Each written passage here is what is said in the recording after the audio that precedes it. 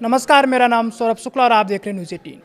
पश्चिम Asia की तपिश अब उस मोड़ पर पहुंच गई है जहां से वापसी का रास्ता नजर नहीं आ रहा है। एक ऐसी जंग जिसने पूरी दुनिया की अर्थव्यवस्था और सुरक्षा को दांव पर लगा दिया है।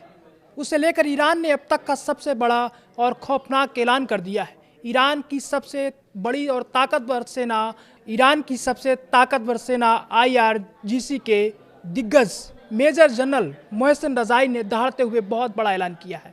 उन्होंने साफ कहा है कि जंग तब तक नहीं रुकेगी जब तक जीत ईरान की नहीं हो जाती है। लेकिन सबसे चौंकाने वाली बात क्या है? जनरल रजाई का दावा है कि अब तक जो तबाही दुनिया ने देखी है वो ईरान की सिर्फ 30% की ताकत है, यानी 70% बारूद तो अभी भी एक्टिव होना बाकी है। आखिर ईरान चाहता क्या है? क्या वो अमेरिका से सीधा टकराना चाहता है? जवाब है नहीं।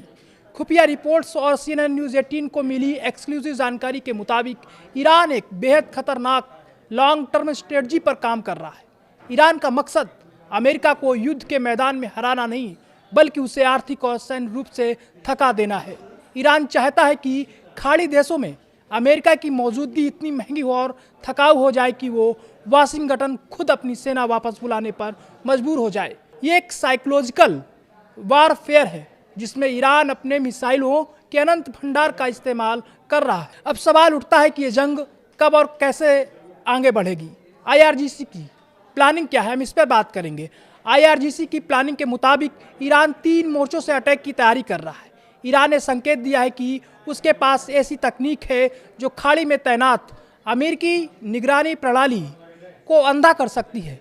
ईरान चाहता है कि अगर उसने ग्लोबल ऑयल सप्लाई चेन को चोट पहुंचाई तो पूरी दुनिया में हाहाकार मच जाएगा।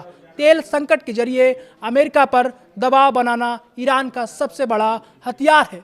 लेबनान से लेकर यमन तक फैले अपने नेटवर्क के जरिए ईरान इजराइल और अमेरिका को उलझाए रखना चाहता है।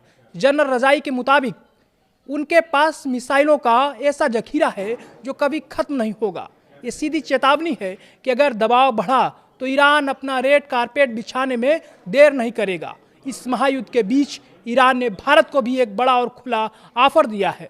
तेल के इस खतरनाक गेटवे पर ईरान ने भारत के लिए रेड कारपेट बिछा दी है।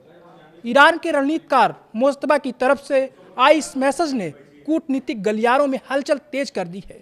क्या भारत इस तेल संकट के बीच अपनी ऊर्जा जरूरतों के लिए ईरान के करीब जाएगा या पश्चिम के दबाव में दूरी बनाए रखेगा? कुल मिलाकर पश्चिम एशिया की ये जंग अब हार जीत की लकीर पार कर चुकी है। यह वजूद की लड़ाई बन गई है। मेजर जनरल रजाई की ये दहाड़ क्या वाकई हकीकत है या सिर्फ अमेरिका को डराने की कोशिश है? लेकिन एक बात साफ है, अगर ईरान ने अपना बाकी 70% बारूद खोल दिया तो दुनिया को संभलने का मौका नहीं मिलेगा।